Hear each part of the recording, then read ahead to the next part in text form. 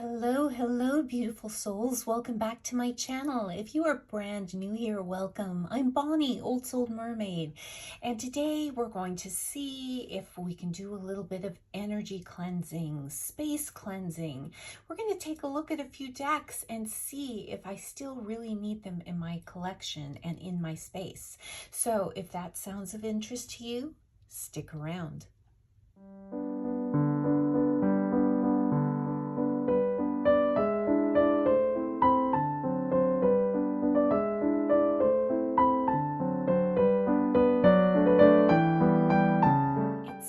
For a possible house cleaning.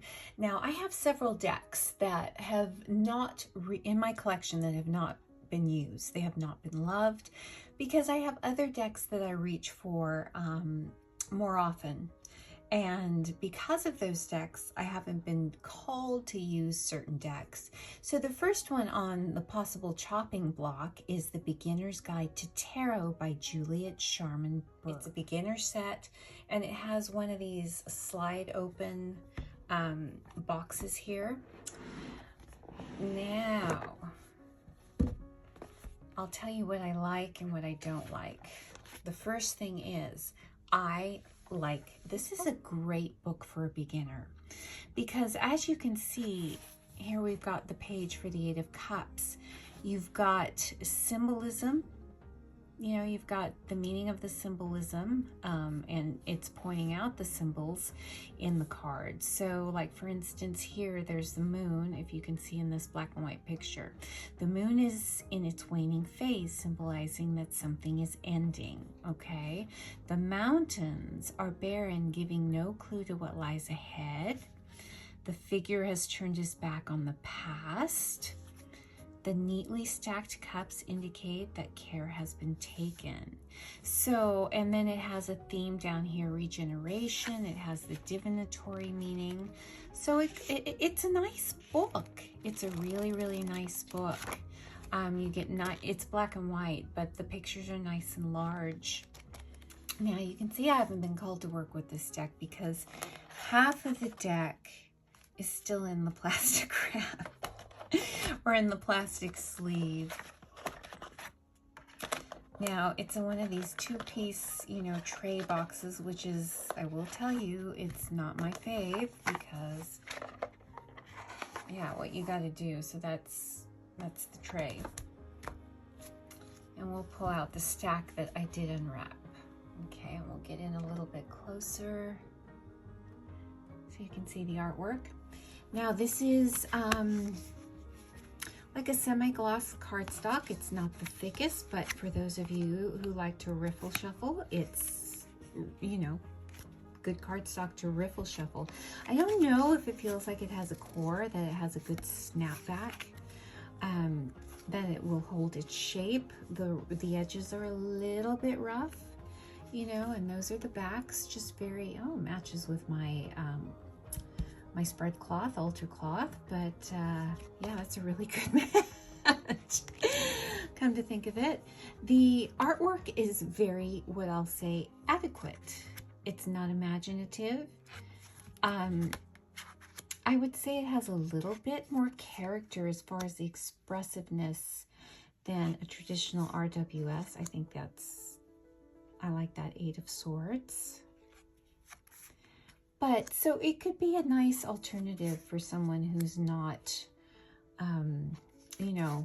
where the traditional RWS artwork is not resonating. Are all these upside down? Yeah. And you can see, I mean, the artwork is totally adequate. It's colorful, but not garish. It's not very detailed art, but I mean, for a beginner, it's wonderful. I mean, you have everything you need. And it is a RWS clone, basically, with a different color palette. Kind of the same medieval depictions here as a traditional RWS deck. So the cardstock is decent. It's, mass market. not top of the line mass market that they're coming out with now, but it's a totally adequate deck from what you can see. Where it's not something that you get excited about, but I think the book is, really good. But the reason why I'm considering this to go on the chopping block is because I have something else that I reach for instead. Now, what I reach for instead is this set by Barbara Moore, and the artwork is by Eugene Smith. Eugene Smith has done the artwork for, I think it's the Wonderland Tarot, another collaboration he did with Barbara Moore, and I believe the Edgar Allan Poe. Correct me if I'm wrong. But this is the Tarot Made Easy set, or the Tarot Your Way. It's also known, and you'll see the cards, as the Classic Llewellyn, not the favorite of everyone, the Llewellyn deck. It's not that one.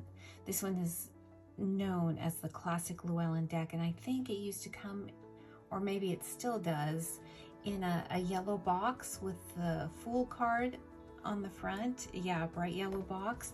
But this is not my favorite packaging. No. And it has a slide out tray, and this is the back. But this is the slide out tray, and again, this is a very good guidebook for a beginner. It's written by Barbara Moore. Learn to read with any deck. And so you'll see it's black and white pictures, nice and large. It doesn't, point out to the symbology and the symbols like the other book does, which is why I like the other book. But you get a paragraph, you get an overall, an overview of, like, say, the sixes and what the fives mean, in numerology. So it is a totally wonderful wonderful book. It gives you some tips on how to read, which is wonderful, and some spreads and reverse cards. So it's a wonderful, wonderful guidebook. And here are the cards. Again, this packaging is not my favorite, but I love these card backs. Let's get in closer. Sorry, I don't want to make you dizzy. Now, this is a deck by Llewellyn, and this is like the old papery, I believe, Llewellyn cardstock. So, not a core. It's very, very, very papery. But again, if you're a riffle shuffler, it's going to be very, very easy to shuffle. I like the bright color palette, and again, it's an RWS clone pretty much, but you just get a little bit more, I think, a little bit more expressiveness. I love this Queen of Cups. Don't you think? When you, again, if you don't really resonate with the traditional RWS or Pixies art, this has the same feel, the same medieval clothing, but with a little bit more character, I want to say. So I tend to reach for this deck because of its color over the more muted color palette of the Beginner's Guide to Tarot deck by Juliet Sharman Burke. This one has borders, this one does not, except for the titles. But I do like the artwork in this one. I think the cardstock in this one is more sturdy. I prefer the backs of this one, but these are fun. I mean, how can I complain? It matches perfectly with my cloth here. I like both, but I do tend to reach for this one more. The next deck that could be on the possible proverbial chopping block is the Spirit Animal Tarot by Dawn Burke, and it's illustrated by Lola Leola. You can make a song out of that. I think it's a beautiful name. But this is a Chico Books production, mass market. You can get it at your local bookstore, and you could also get it off of Amazon. So it's a mass market deck. Chico Books, I'm not a fan of their packaging. You know, this is how it comes. These kind of pull out, you know, the side pull out, but you know, it is unique. Now I want to preface to say that I don't hate any of these decks, and I'm surely not going to bash any of the decks other than maybe the packaging, but that has nothing to do with the, you know, when it's a mass market deck, nothing to do with the artist, because I think the artwork of all of these decks, they're beautiful. Okay, so the Spirit Animal Tarot. Here are the cards, and we're going to get down a little bit closer. I don't want to make you nauseous, so here we go. Look away if you need to for a second. Now, okay, so we can see that these cards are a little bit bigger than a traditional tarot size. So I've got a traditional RWS deck here. These are a little bit bigger, as you can see. They are glossy, a little bit glossy, not a super sticky gloss, and they're thin. These are the backs, which I think are beautiful. Beautiful watercolor art. Don't you think? Very serene and very, very calming when I look at this imagery. And I do like this deck. I really do like this deck. And let's just flip through a few of the cards so you can get the vibe. Now, I held on to this deck for this long. I've had it for a while because I've watched Tash from Foxes and Brown Bear Tarot, and this is one of her favorite decks. And I keep saying, oh, I gotta take a look at it. I gotta take a look at it. I've got to work with it more. And, you know, you see that there's, in some of these, there's, you get the name of the animal and then the suit. So you've got shells. So the suits have been renamed. Feathers for air or swords. And then for the major arcana, you've got, you know, a key phrase or words. So the whale is all encompassing, you know, so, and the ace of branches for the snake. So very, very beautiful, beautiful artwork. And I like how the moth is the omen of death. So you see, it's a little bit original. Get this guidebook, which is colored.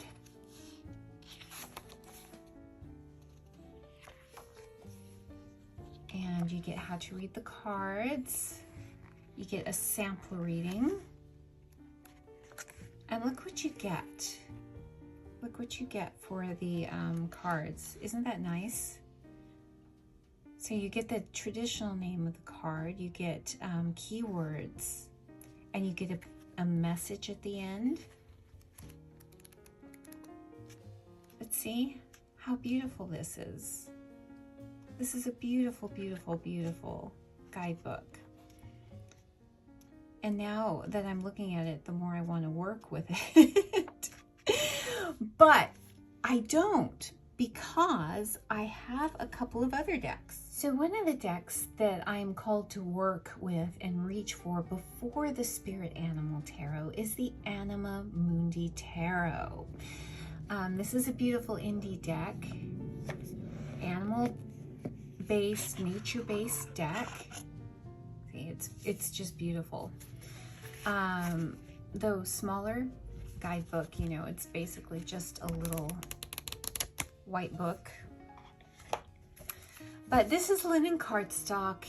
It's edged, you know, but you know, I kind of wish it didn't have the edging. I wish it was just, you know, I was able to enjoy the beautiful linen cardstock, but it's sturdy. Those are the beautiful backs. Let me get in a little bit closer. And this deck has been around for a while, so you're probably all very, very familiar with it. But I love it because it has the beautiful texture. These look like canvas paintings to me. And it reminds me a lot of the, it's kind of a draw or a combination of the Pagan Otherworlds with this pip, with the pips, and also the Spacious Tarot. I don't have the Spacious Tarot, but I've seen a lot of walkthroughs of it. And it kind of reminds me of that, kind of a combination of the two, but with more realistic nature drawings. Now, to be honest with you, because I have this deck, I have not jumped on the Oak, Ash, and Thorn deck, which would be, you know, which I think is beautiful. But I haven't jumped on it for two reasons. Because I have this deck, and also because of the shipping from the UK. I mean, if it was, probably if it was here, you know, I could get it here in the US, I probably would have jumped on it already, and I probably would have had that deck in my collection. But never say never, I still may get it. It's always in the back of my mind. But you see, this is, the pips remind me a lot of the Pagan Otherworlds, which is a favorite deck of mine. And I just think this deck is so hauntingly beautiful. If I want nature, if I want animals, this kind of scratches the itch for me. There's another animal deck that I also love in my collection that I also reach for. Oh, I love this King of Pentacles. And it is the Spirit Song Tarot by Paulina Cassidy. Now, this is totally different from the Anima Mundi Tarot. Totally different vibe. Highly detailed art. If you know, you're familiar with Paulina Cassidy's artwork. Those are the beautiful backs. And this is a mass market deck, very easily attainable. It's got really nice US Games cardstock. Again, it's a little bit bigger. Now, this tarot deck is a little bit bigger than traditional tarot size, so it's probably the same size as the Spirit Animal Tarot, as you can see here.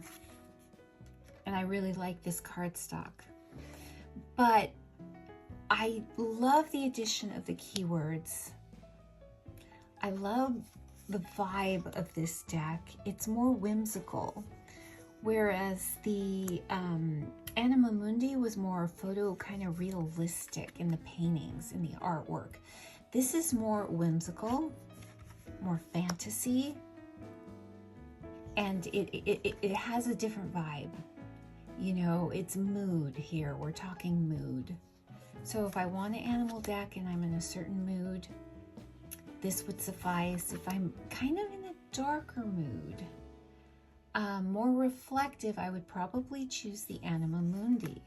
But you see how both, they have beautiful, beautiful depictions of nature and wildlife. Look at the bear here for sanctuary, 4 feathers, sanctuary and rest. So let me know, you guys, do you think I have room in my collection for 3 of them?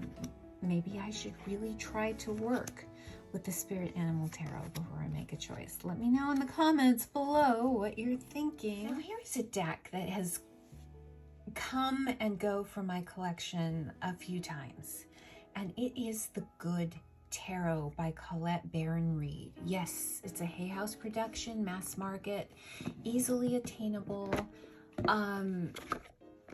I don't know what it is about this deck. I don't use it. Look, it's even still all in order. I don't use this deck, but I have a love-hate relationship with it. There are some cards, and specifically the Suit of Cups or water in this deck, that I love, and there's some cards that just creep me out. Like this one, the Magician as Old Saint Nick. There's something about this card that I hate. This is glossy cardstock. Again, it's more oracle size instead of tarot size. I love this High Priestess. I think she's beautiful. The Empress is pretty cool. What is it? I'm kind of, about the Hierophant here. Love instead of the Lovers. So we have a lion here in the Emperor. And also, why didn't they make him a ram? I don't know, but you've got a lion here for love instead of the Lovers. I love this Strength card. So here you've got another lion. So 3 lions in the major arcana.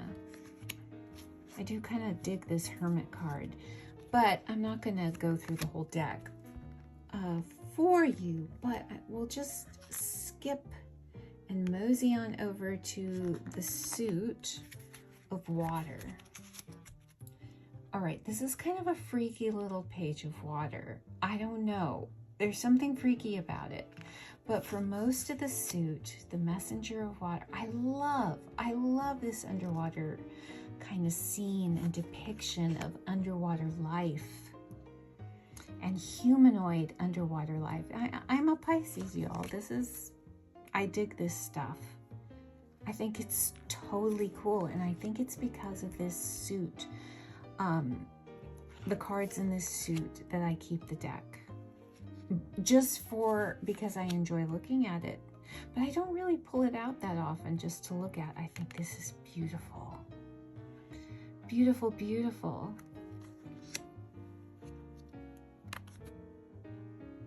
Yeah, it's kind of like, and I keep it because I've had a lot of underwater dreams. I've always been obsessed with mermaids. And when I was young, this is what I would dream being underwater would be like. I dreamt that I was a mermaid. I remember having a dream so vivid that I remember jumping into the water and inhaling the water inside my lungs and having it be just a supreme shock. And I was scared, like I was gonna die. But then everything was okay, and I was swimming with dolphins and other mer creatures. I remember that dream. I was quite young when I had it. But that's why I think I keep this deck, because it reminds me of that. And I remember this dream. I must have been, like 6 or 7, 8 maybe, in that range when I had that dream, and it stuck with me. I just remember the impact on my lungs, breathing in the water, like thinking this is it, where it just kind of blacked out, and then I was alive and it wasn't a problem. And I could breathe in the water. See, this is beautiful. Oh, you guys. This I'm not too crazy about, but it's gorgeous, and I keep it around for just these cards. It's silly, I know. So let me know what you would do. What would you do about the Good Tarot? It has come and gone 2 or 3 times from my collection. Next we have on the possible chopping block is the Crystal Spirits Oracle by Colette Baron Reed with artwork by Jenna Della Grataglia. Cardstock. I love the backs. What I don't love, okay, are the freaky, spooky faces inside the crystals. And it's not all of them, it's some. Do you see that? Okay, I see faces like this in nightmares, poking out of things and coming out of things. But then again, I love the photography and the artwork with this deck, and I love the guidebook. It has a lot of good information. But then, and that. This one reminds me of the Wizard of Oz, the wizard's head, kind of. It's just, I don't know. I think largely I love it. But then why did they have to do this? I guess because it's spirits, right? Crystal spirits. I just need to look at these more so I can get over the faces in here. Maybe. Now what I also have, and that is the Daily Crystal Inspiration by Heather Askenazi. I love these card backings. I think they're fun and colorful and full of energy. So I'm not really a fan of the cardstock, but it's not a deal breaker for me. I do like the simplicity of this, and there's no faces in here. Now, each have crystals that the other doesn't. I also like that this has keywords or a phrase on the card, because I'm not an expert with the crystals, and I think it's helpful to have some keywords when you're trying to read with these cards. And the guidebook is good. The Crystal Spirits has more information. I think more detailed information than the guidebook here with this that comes with this deck. But each deck has something that the other doesn't, good or bad. You know, this is a beautiful, sometimes if you just want to cut out everything and you just need to focus on the crystal, the minimalism in this is great. But sometimes you want to immerse yourself in artwork, whereas the Crystal Spirits is nice. If I could get over the freaky faces. And I will show you one other crystal deck I have. This deck, Crystals Book and Card Deck, it's a 52 card deck and a 160 page illustrated book that I picked up from my local house, Half Price Books. Now this set is available on Amazon now for like 25 bucks. I picked it up from my local Half Price Books for like $9.99. I think because there may have been they may have been imperfect decks. Now, if you saw, I'll try to link it in the cards below, my Half Price Books haul that I had, that I showed this deck and a Marseille deck. There was a little flaw in the Marseille deck. I haven't picked one up. I haven't picked it up in what the flaw is in this deck, why they were selling them so cheap. But I do have this deck. Now, the cardstock is super matte and papery. You know, kind of like an old Llewellyn cardstock, like the Tarot Made Easy, the classic Llewellyn deck that I just showed you. But this deck is, the cards are a nice size, but they're basically no fuss. Let me get in a little bit closer. These are the backs, which are nice. Again, nice match for my spread cloth. So not quite as fancy, but you know, you get everything you need. You get keywords here, which I appreciate because I'm learning about my crystals. And, you know, no fuss. No fuss, but, you know, good photography. Nothing fancy. No frills. So a great learning deck, and that's what I think this is meant to be. And then if you take a look at the guidebook, pretty nice guidebook. I'm gonna go up a little bit, so sorry, I don't want to make you dizzy. You get color. So this is a great teaching deck. You get so black tourmaline, best for, and then the looks, what it looks like, and then some more information. I would not pay 25 bucks for this deck. For $9.99, you know, that's more like it. And then I think I had a 20% off coupon when I purchased it. Okay, here's a deck where there's no question that it will be leaving my collection, and it is the Wisdom of the House of Night Oracle cards. Now, it's by PC Cast and Colette Baron Reed, and it's a 50 card deck and guidebook. Now, this was an acquisition you may have seen in one, a few months ago. I did a video of a Half Price Books haul and some wonderful things I picked up from there. And this is like in new condition, and I got it really, really cheap.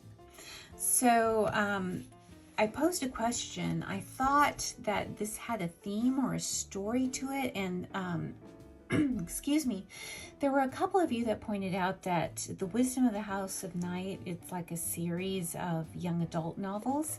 So I have no connection to this deck. The images are kind of cool. Let me get in a little bit closer.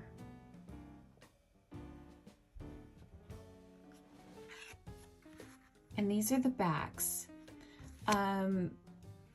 So you can kind of tell that they are kind of cool. Very, I don't think this was published by Hay House. No, Potter's Style. But you know, this kind of imagery, sometimes it's my thing and sometimes it's not. It depends the way it's done. But yeah, there was no connection to this deck. So I like this card, the Chaos card.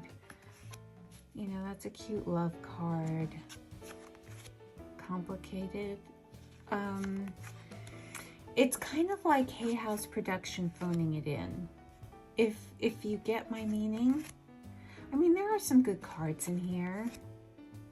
Fragment, I kind of like that.